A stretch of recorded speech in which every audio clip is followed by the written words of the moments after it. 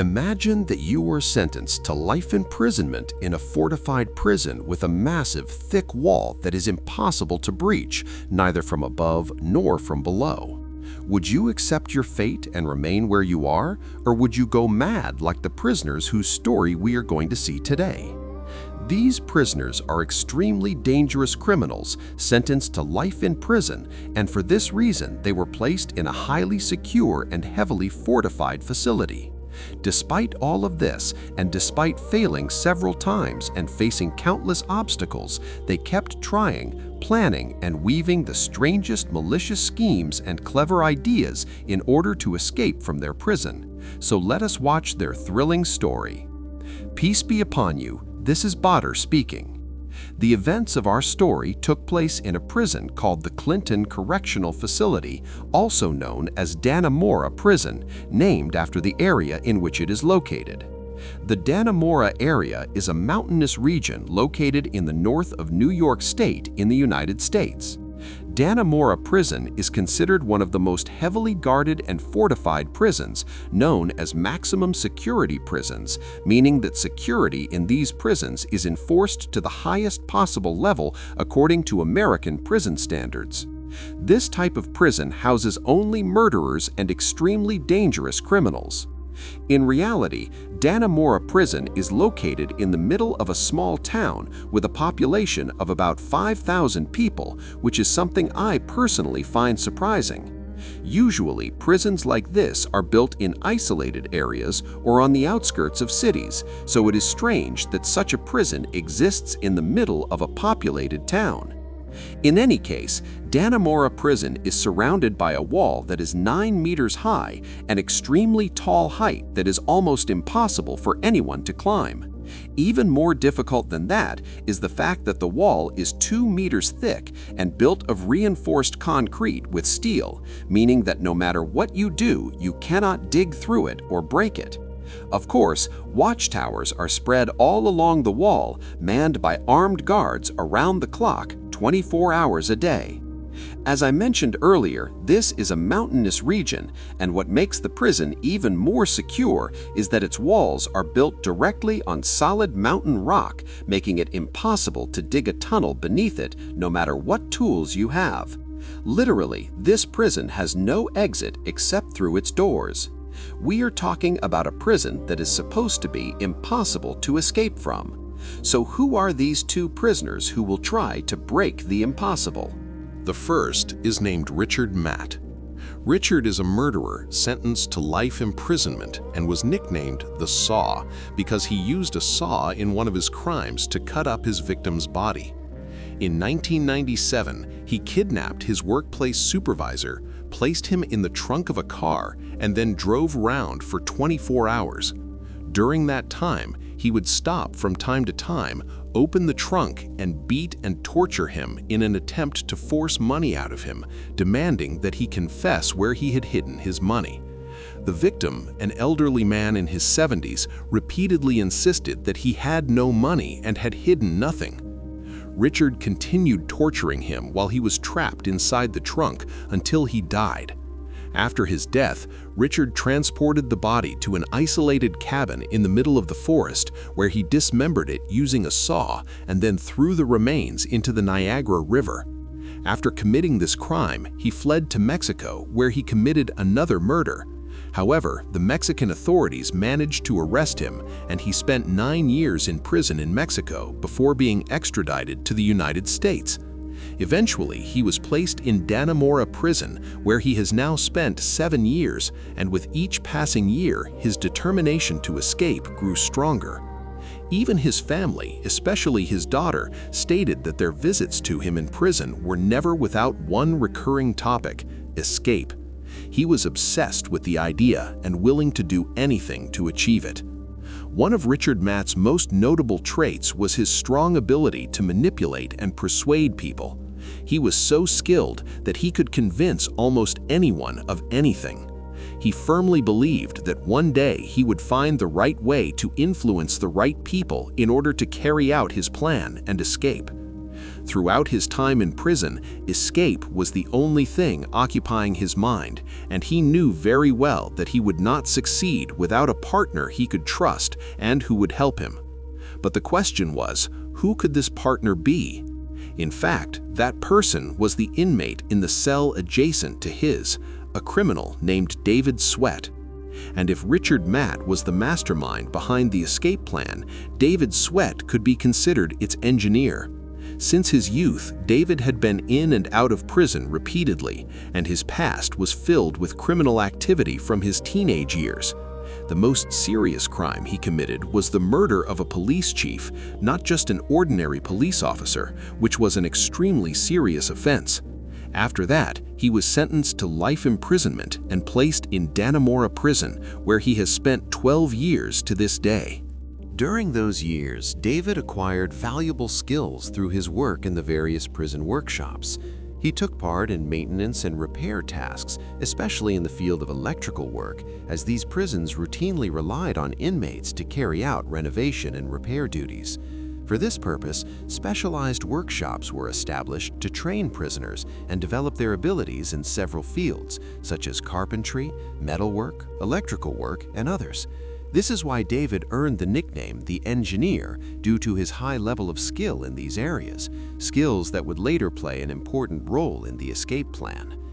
Since Richard Matt and David Sweat were neighbors in prison and their cells were adjacent, it was only natural that they got to know each other and eventually became friends. Because the idea of escape never left Richard's mind, he brought it up to David, and together they began thinking of a plan that could get them out of the prison. After discussion and careful thought, they came up with an initial plan. They would open their cell doors, exit the building into the outdoor yard on the western side, reach the wall, and climb it from that point, as it was the farthest location from the guard towers. However, this plan faced several obstacles. The first was how to open the cell doors, and the second was how to climb the wall itself. They agreed to solve the problem step by step. The first challenge was opening the cell doors, since the locks were secured with special screws that could only be removed using a specific tool known as a Torx screwdriver, which has a star-shaped head. Naturally, they had no tools, and this type of screwdriver was not available in any of the prison workshops. Therefore, they had only one option: to find someone outside the prison who could smuggle them this tool. Richard quickly realized who could be exploited for this task. The target was the supervisor of the prison sewing workshop, a woman named Joyce Mitchell. Richard and David both worked in the sewing shop, and Joyce was in charge of it. She was in her late 40s and was going through a troubled personal relationship. As mentioned earlier, Richard was extremely skilled at manipulating people, so he began gradually getting closer to her and convinced her that he had genuine romantic feelings for her, eventually forming an emotional relationship. Over time, Richard started asking her for small, limited favors. Although these requests were prohibited, they were not dangerous or suspicious. The first thing he asked was for a pair of glasses equipped with LED lights to help him read at night, since the lights in the cells were turned off after 10 p.m. Joyce did indeed bring him the glasses. Richard then continued to ask for minor items from time to time, slowly drawing her deeper into a situation she could not escape from. Despite the strength of their relationship and Joyce's willingness to fulfill his requests, it was difficult for Richard to directly ask her for a screwdriver without risking that she might turn against him. Therefore, he needed leverage to ensure she could not back out or report him. This led to a dangerous step. He asked her for explicit photographs of herself. Although such a request might seem impossible to accept, Richard's cunning and persuasive abilities once again proved effective. He managed to convince Joyce of his love, and in the end, she agreed to give him the photos. Once those images were in his possession, Richard knew that Joyce was completely under his control and that he could manipulate her as he wished. If she did not obey him out of love, she would obey him out of fear. Indeed, he later asked her to bring him a Torx screwdriver bit, the tool that would allow them to remove the screws securing the cell door lock. Joyce succeeded in smuggling the small screwdriver bit and handed it to them inside the sewing workshop. However, another equally difficult task remained: smuggling the screwdriver bit from the workshop to the cell.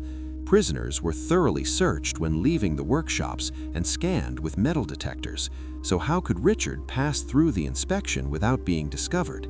Here, Richard used a clever trick. He owned a pair of headphones, which prisoners were allowed to use inside the prison. Since headphones naturally contain metal components, metal detectors would already react. Richard took advantage of this by hiding the screwdriver bit inside an empty compartment within the headphones. In this way, he managed to pass the inspection and leave the workshop without any issues. When he returned to his cell, he handed the screwdriver bit to his partner, David, marking the beginning of a new phase in carrying out their escape plan. David Sweat tried to use the screwdriver bit to loosen the screws of the cell lock. For several days, both he and Richard attempted to remove the screws from their respective cell doors, but the screws would not move at all. At that point, the two partners realized that their plan would not work and that they had reached a dead end. The first attempt had failed, but that did not mean that Richard and David were ready to give up or abandon the idea of escape. On the contrary, the failure only strengthened their determination, and they immediately began thinking of an alternative plan. This time, David began to analyze the situation and said to himself that if escaping through the doors was impossible, then they had to find another way out. The first thing that came to his mind was the ventilation opening. Every cell in the prison had a ventilation vent in the back wall. David knew that if he managed to open this vent, he would gain access to what was known as the catwalk. This term referred to the space located behind the cells, which consisted of a corridor or tunnel through which ventilation pipes, electrical wiring, and other essential utilities. In fact, David had entered this catwalk several times before. He was allowed to access it in order to carry out certain electrical maintenance and repair work, since, as mentioned earlier, the prison relied on inmates to perform repair, manual labor, and renovation tasks. As a result, David was familiar with the area and understood the layout of the utilities behind the walls. However, for David to enter the catwalk, he needed a tool capable of cutting the metal frame of the ventilation opening and removing its cover. At this point, Richard once again took responsibility for securing the necessary tools. They needed a sharp object to cut through the metal, so Richard immediately turned his attention back to Joyce. He asked her to bring them small metal hacksaw blades of the type used for cutting iron. These blades were relatively large and could not be hidden inside a pair of headphones as he had done earlier with the screwdriver bit. Here, a second ally came into play. During the years Richard spent in Dannemora prison, he became acquainted with a guard named Gene Palmer, who was the supervising officer responsible for security in that section of the prison. An unofficial understanding developed between Richard and Gene. Richard would maintain calm and order in that area of the prison. Because of his strong personality and influence among the inmates, Richard was seen as an informal leader who could control tensions. In return, Guard Gene allowed him certain minor privileges.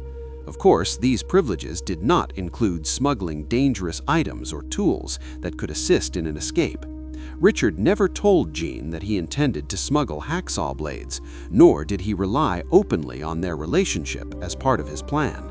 Instead, he used the situation cleverly. When Richard entered the sewing workshop, he took the hacksaw blades from Joyce, then went to the bathroom and taped the blades securely to his chest.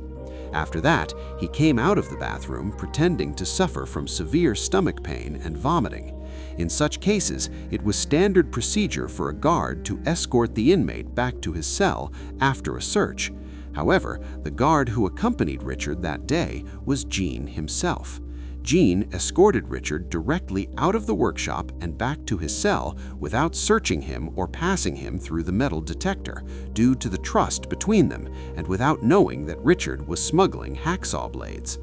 Later, Richard handed some of the blades to David, and each of them began cutting the frame of the ventilation opening at the back of his cell.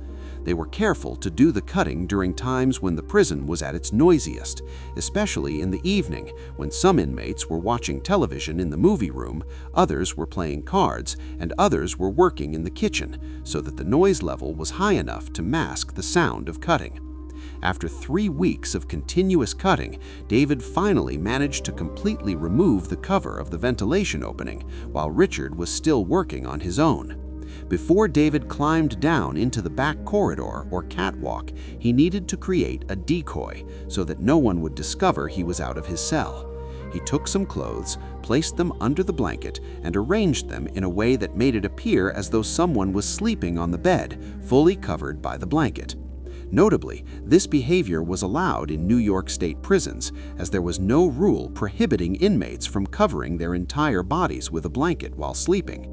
At the same time, Richard remained alert, watching the area and standing ready to distract attention and monitor any unusual movement that could signal danger. Richard remained alert, watching the area in case a guard approached or became suspicious that something was wrong. Every evening before bedtime, the guards conducted the final inmate count. Each prisoner was required to stand inside his cell, after which the lights were turned off and everyone went to sleep until the following morning. Once the count was completed and the lights were out, David would immediately leave his cell through the rear ventilation opening. From the very first night David entered the catwalk, or rear corridor, he managed to crawl until he reached a ladder leading down to the underground tunnels. These underground tunnels formed a large network beneath the prison, carrying massive pipes such as steam pipes used for heating during the winter, water heaters, and other systems that required extensive space and infrastructure. The tunnel network was vast, and David did not know exactly where it led. He was also surprised to find no doors or barriers separating the tunnels. Instead, they were all interconnected and open, extending beneath the entire prison complex. Every night, David descended from his cell to explore these underground tunnels, searching for a route that might lead them outside. However, after several nights of exploration, he realized why there were no doors or barriers. Although the tunnels were connected and open, there was no way out of them. They formed a closed system with no exit leading outside the prison. After about a week, Richard finally managed to remove the cover of the ventilation opening in his cell. Nevertheless, the two partners agreed that David should continue exploring the underground tunnels alone, since he was slimmer and more agile, unlike Richard, who was heavy-set and large-built. The problem, however, was that David had already spent a full week entering the tunnels every night without any success, which meant they needed a new idea. After some thought, a new plan came to mind. Adjacent to the prison was a power plant located outside the prison walls, approximately 200 meters away. This facility supplied the prison with electricity, steam, and other essential services. If David could find pipes leading to the power plant outside the walls, he might discover an exit that would take them beyond the prison perimeter. David continued exploring the tunnels for several more nights until he finally reached what he had been looking for. He discovered large steam pipes, one marked in and the other marked out. The pipe labeled in carried steam from the power plant into the prison, while the one labeled out returned steam from the prison back to the plant. David followed these pipes through the tunnels for a long distance beneath the prison, hoping they would eventually lead him to the power plant and pass beneath the massive prison walls. He continued following them until he reached the end, but the outcome was not what he had hoped for. He came to a wall through which the pipes passed. What was reassuring, however, was that this was not the thick outer wall of the prison, which was about 2 meters thick. Instead, it was an ordinary wall. David realized that when the prison was built, little attention had been paid to reinforcing the walls of the underground tunnels. The structure there was simple, and such a wall was far easier to breach than the heavily fortified outer wall. Every night, David chipped away at the cement binding the stones together. The progress was extremely slow, but it was steady, and this continued for nearly a month. One night, David discovered something that felt like a hidden treasure. As he walked through the tunnel after leaving his cell, he noticed a large red box. When he opened it, he was astonished to find a full set of tools he had only dreamed of. The box belonged to maintenance workers who operated inside the prison tunnels. It was not supposed to be left there. Since these workers came from outside the prison, they were subject to searches on entry. To reduce inspection time at the main gate, the deputy warden had allowed them to leave their toolbox inside the tunnel, far from the inmates. No one ever expected a prisoner to reach this area without authorization. The most important tool David found in the box was a hammer, which would allow him to break through the wall far more quickly than he had anticipated. Using these tools, David continued digging for another 2 weeks until he finally managed to make an opening large enough to pass through. He was overwhelmed with joy as he climbed through the hole he had carved with his own hands. However, that joy was shattered almost instantly. As soon as he emerged, he saw another wall ahead with pipes running through it. When he approached it, he realized the disaster they were facing. This was not an ordinary wall. It was an extension of the massive outer prison wall with a thickness of nearly 2 meters. David stood in front of it in complete shock, unable to comprehend the situation after all the effort, exhaustion, and hard work he had endured. The outcome was shocking, and it was impossible for them to accept it. After David returned to his cell and informed Richard of what he had discovered, the two partners decided that they would continue digging through the wall no matter how long it took. Time no longer mattered to them. Whether the process took 10 years or even 20 years, they were determined to keep going. They would even joke and laugh when mentioning the famous film The Shawshank Redemption, in which the main character spent 20 years digging a tunnel to escape from prison. The two began taking turns digging every night into the massive wall, with one of them going down to work each time. The task was extremely difficult, and the progress was painfully slow, so minimal that it was barely noticeable. This was mentally exhausting, especially considering the amount of effort involved.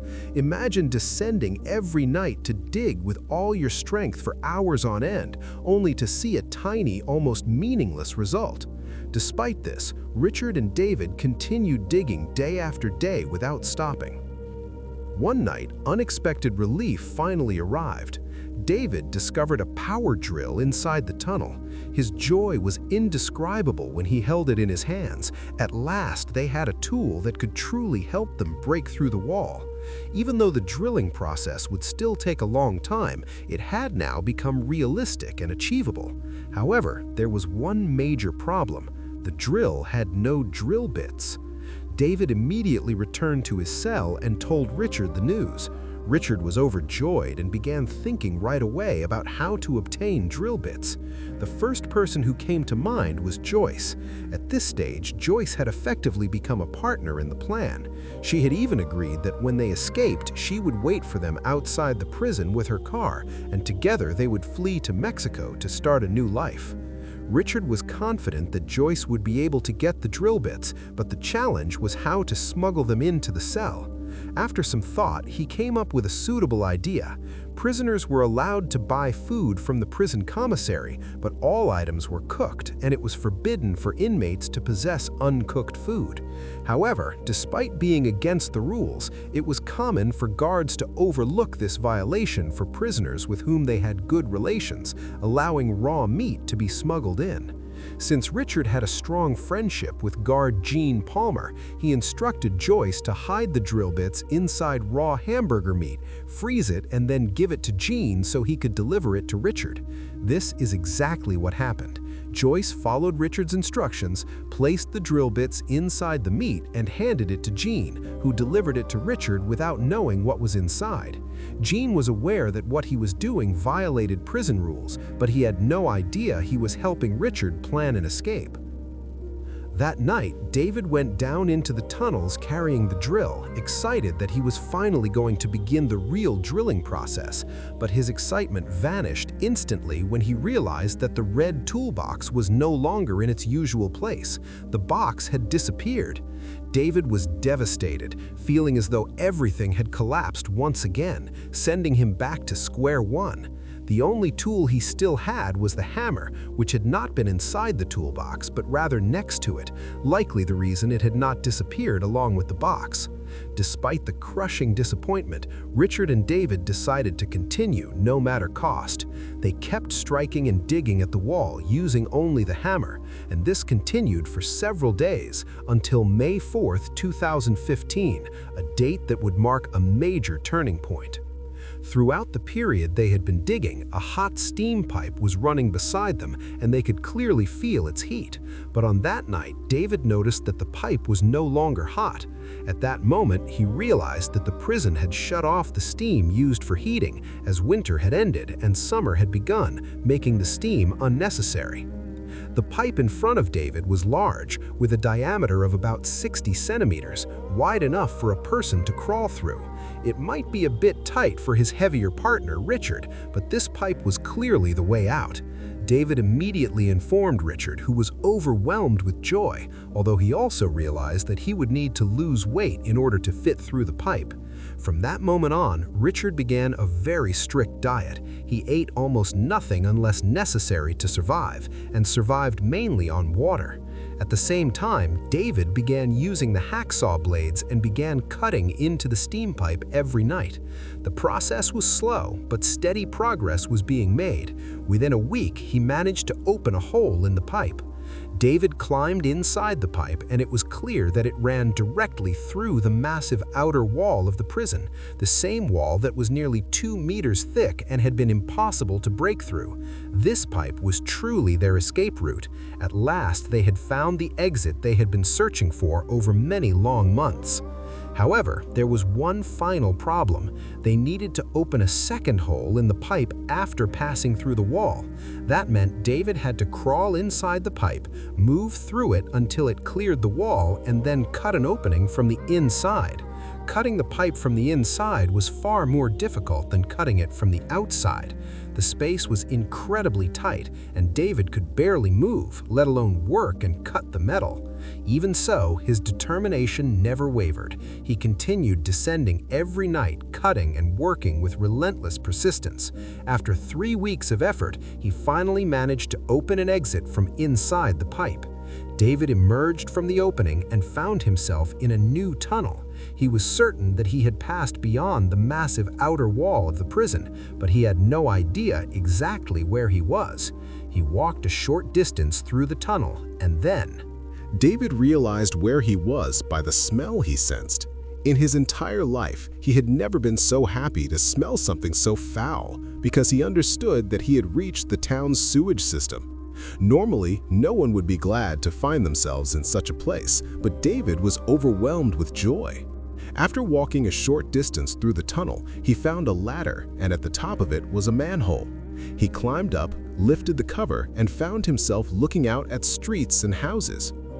David was in a state of extreme excitement, so much so that he briefly considered running away on his own and leaving Richard behind. However, after a moment of reflection, he calmed himself, closed the manhole cover, returned through the sewer to the pipe, and then went back to his cell. When he told Richard what had happened, both of them were filled with excitement, and they began preparing for the major escape.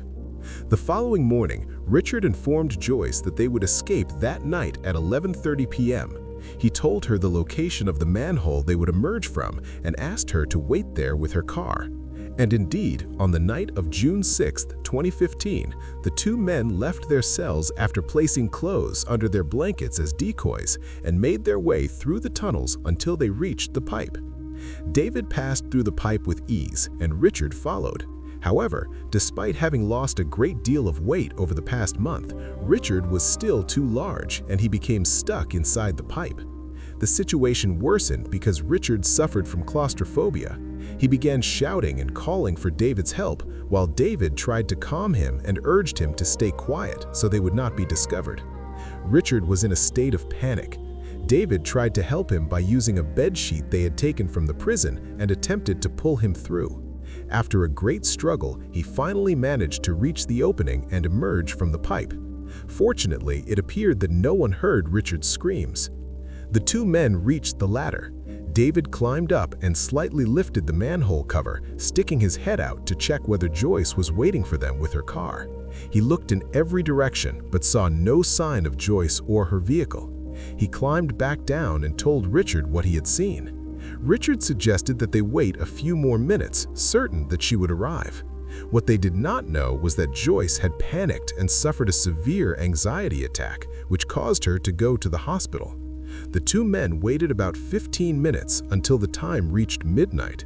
David went up again and looked through the manhole, but once more he saw no sign of Joyce. At that moment, David and Richard realized they had to leave the area immediately. There were only about 5.5 hours left before the morning inmate count, and they had no time to waste. They needed to get as far away from that location as possible. At 5:30 a.m., the time for the morning count arrived, and the guards were stunned to discover that Richard and David were not in their cells. They were even more shocked when they found the holes in the walls. Alarms immediately sounded throughout the prison, and law enforcement agencies were notified. The incident was massive, and the media began covering the story within the first hours. The governor of New York State arrived at the prison, inspected the site personally, descended into the underground tunnels, and saw the pipe that David and Richard had opened with his own eyes. He later held a press conference announcing that every effort would be made to capture the escapees and that any officials involved would be held accountable. The security response was unprecedented in New York State. Authorities knew that the two escapees were among the most dangerous criminals and that they had to be found quickly. A massive manhunt was launched, involving officers from multiple agencies, including local police, forest rangers, and the FBI. All available units were mobilized, and extensive search operations were carried out by land and air. Numerous checkpoints were established in the areas surrounding Dannemora. Meanwhile, Richard and David were hiding in the forests at the farthest point they could reach during the 5 hours before their escape was discovered. At some point, it appears they decided to separate, as it would be harder for authorities to find them if they went in different directions. The massive search continued for 21 days until June 26, 2015. In a county called Franklin, police surrounded Richard near a hunting cabin in a wooded area. It appears that Richard had obtained a handgun from inside the cabin. When police confronted him, he raised the gun towards them, and officers immediately opened fire, killing him. Later, it was discovered that the handgun was unloaded, which suggests that Richard likely did not want to be captured and returned to prison, and instead preferred to die. He may have intentionally provoked the officers to shoot him. As for David, he was found 2 days later, on June 28, 2015, while attempting to cross the US-Canada border. A Border Patrol officer spotted him and recognized him, pointed his weapon at him, and ordered him to stop. David refused to surrender and began running in an attempt to cross into Canada. The officer aimed at his leg and fired, successfully striking him. David fell to the ground, was given medical aid, and was arrested alive. Thus ended the manhunt, which lasted 23 days and involved more than 1,500 law enforcement officers. It resulted in the death of Richard Matt and the arrest of David Sweat. During questioning, David confessed to all the details of the escape, how it happened, and who had assisted them.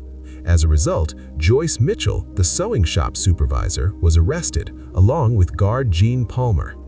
David received an additional life sentence on top of his previous one and remains in prison to this day. Joyce was fined $86,000 and sentenced to 4 years in prison. As for guard Palmer, he was fined $5,000 and sentenced to 6 months in prison, as he had not been aware that he was assisting in the escape. And here we reach the end of our story. Don't forget to like the video, subscribe to the channel, and activate the notification bell. There are also many other great videos you can watch. Thank you for following. See you in the next video, and goodbye.